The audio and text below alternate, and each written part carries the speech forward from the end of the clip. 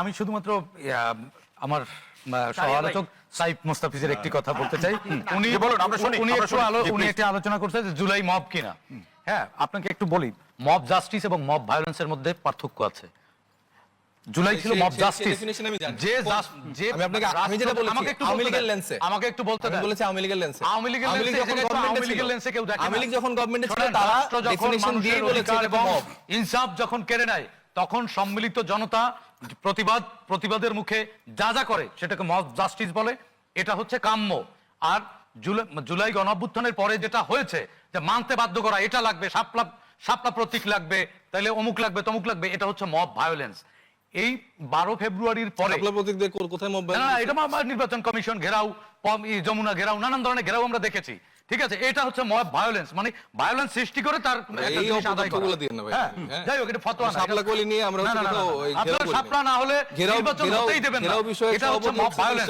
12 তারিখের পরের বাংলাদেশে এই যে গণতান্ত্রিক যাত্রা আজকে শুরু হলো বা কালকে শুরু হলো, সেই বাংলাদেশে আমরা মব ভায়োলেন্স চাই না। সেটা আপনিও নিশ্চয়ই চান না। আরেকটি কথা আপনি বলেছেন যে জুলাই শুধুমাত্র আপনারা যদি মানে মোমেন্টাম, আপনারা সেটা ক্রেডিট দাবি করেন।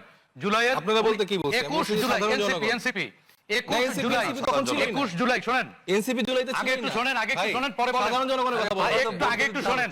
21 জুলাই হাসনাত নিজে সংবাদ সম্মেলন করে ঘোষণা দিয়েছিল, I was the reporter who covers that assignment, বলেছে আমাদের দাবি পূরণ হয়ে গেছে, এখন ক্যাম্পাস খুলে দেন, আমাদের হলগুলো খুলে দেন, আমরা ক্যাম্পাসে ফিরে যাব, আমাদের দাবি পূরণ হয়ে গেছে। এটাও তো না কথা। Let me finish.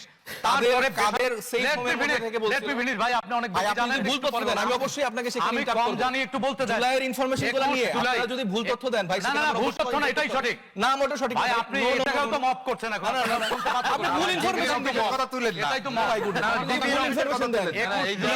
21 জুলাই সরকারি বিশ্ববিদ্যালয়ের ছাত্ররা এবং রাজনৈতিক শক্তি যদি রাস্তায় না নামতো, হাসিনা পতন অবশ্যই হতো না, কারণ আপনাদের দাবি পূরণ হয়ে গিয়েছিল, আপনার ক্যাম্পাস খুলে দিতে বলেছিলেন।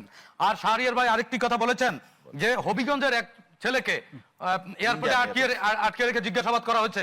আমি তীব্র নিন্দাও জানাই এবং একই সাথে সমর্থনও করি। জুলাইয়ে যারা আন্দোলন করেছে সমন্বয়কারীর বা এই যে সাইফ মোস্তাফিজরা কি বলেছে কখনো যে আমরা পুলিশকে মেরে ফেলেছি, পুড়িয়ে দিয়েছি, আপনাদের পরিণতি এটা হবে? সে তো আত্মস্বীকারোক্তি দিয়েছে হত্যার। একটি রাষ্ট্রে যখন আইনের শাসন থাকে তখন অবশ্যই এটার জবাবদিহিতা করতে হয়। প্রকাশ্যে থানায় গিয়ে একজন পুলিশ কর্মকর্তাকে পুড়িয়ে মেরে হুমকি দিয়েছে এবং সত্যতা সেই জায়গা থেকে জবাবদিহিতা চাইছে। অবশ্যই আমার কথা শুনেন, এরকম স্টেটমেন্ট তাহলে আপনি আজকে স্বীকার করে নেন জুলাইয়ে আপনারা পুলিশকে মেরেছেন, আপনি স্বীকার করবেন? কেন দিচ্ছেন রে ভাই? আরে না, মুক্তিযোদ্ধারা হলো পুলিশ মিথ্যা কথা চিল্লায়ে বললে কিন্তু সত্য হয় না। আবিব ভাই বললো, আবিব ভাই বললো আমি তো বাংলাদেশের থাকলেই বলছেন যুদ্ধের ময়দানে। তাই আমার কথা শুনেন, ওই ছেলে থানায় গিয়ে বলেনি যে আমরা অমুক এসআই কে পুড়িয়ে মেরে ফেলেছি, বলেনি না। কে মিথ্যা কথা বলছেন? মিথ্যা কথা বলছেন এলাকাবাসী কি? তখন তাকে অ্যারেস্ট করেছিল কেন? তখন তাকে আটক করছিল কেন বলেন? তখন তাকে আটক করছিল কেন? তখন তো ইউনূস সরকার, ইন্টারিয়াম সরকার ছিল, তখন তাকে কেন আটক করেছিল? পরের দিন আপনারাই তো মব করে আবার তাকে ছাড়তে বাধ্য করেছেন। হ্যাঁ, সুতরাং আমার কথা শোনেন, আংশিক সত্য আংশিক মিথ্যা এটাকে কি বলে আমি জানি না, তবে এটাকে মনে হয় বাটপারি বলে। রাজনীতির মহত্ব করেন, রাজনীতির নামে আসলে